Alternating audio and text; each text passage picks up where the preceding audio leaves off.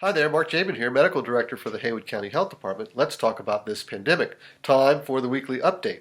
Well, it's finally summer and the living is easy. Cases in the nation and the state continue downward. Some counties in western North Carolina with nice decreases, but also some surprisingly large increases for others. And we'll talk about a tool you can use to estimate the risk that for somewhere you go, it's likely someone there is infected and contagious. So please, hang with us and share this with someone that you care about. Across the country remains with no states in the red, only 3 states in the orange.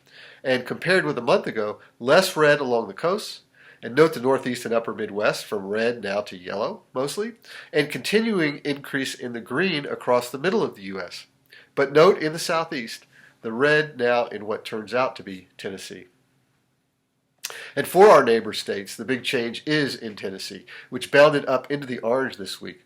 And it appears to be a statewide spike in cases. Last week, there were no counties in the red in Tennessee. This week, 10. Last week, 17 in the green. Now only 1 in the green. And look at all the orange now compared to a week ago. Georgia remains steady, and South Carolina now almost all yellow. In North Carolina, even as average daily cases and hospitalizations continue down, deaths increased this week from 10 on average daily back up to around 17. Now usually deaths lag cases and hospitalizations, but not so this past week. Also in North Carolina, the state continues downward. Only 2 counties in the red, both of which happen to be in western North Carolina.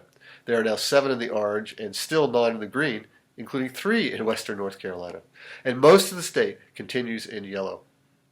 And speaking of western North Carolina, those 2 counties in the red, none in the orange, 3 in the green. The graphic adds today adds the total number of cases in the week for each county, which gives a better perspective on actual changes and a better idea about what your exposure might be. And it turns out last week, Clay had just not reported cases because they have seen a marked increase over the past 2 weeks and places them with the highest rate in the state this week. From a total cases for the week 2 weeks ago of 3, now to 26 total new cases this past week. Graham has been increasing slowly over the past couple of weeks, back up into the red too, based on an increase in only 2 cases total for the week, however. This is the effect of having a small population county, but it puts them second highest rate per 100,000 population in the state. Also, significant uptick in cases this week for Jackson, from a total 8 the week before to about 25 this week, and nice decreases for Buncombe, Cherokee County, Swain, Transylvania, and Henderson. As far as testing, some really low levels right now for North Carolina and some western North Carolina counties that are reporting. Haywood County, however, saw an increase back up to the all-important 5% threshold. And for Haywood County, now a total of 4,488 total cases for the entire pandemic. That's an increase this week of 22 new cases, up from last week's increase of 16. There was 1 additional death reported this week in June, now 101 for the entire pandemic. And COVID-related admissions at Haywood Regional remain very low. So what does all this mean? Just as cases explode upward in a surge because of exponential spread, they plummet on the other end. And that's what we're seeing, because there are just fewer and fewer infected people to spread it around. Again, the question remains, will this hold? Increasing test positivity rate is concerning, for Haywood County at least. And because in the yellow range, cases are low, but the chance of spikes remain very real.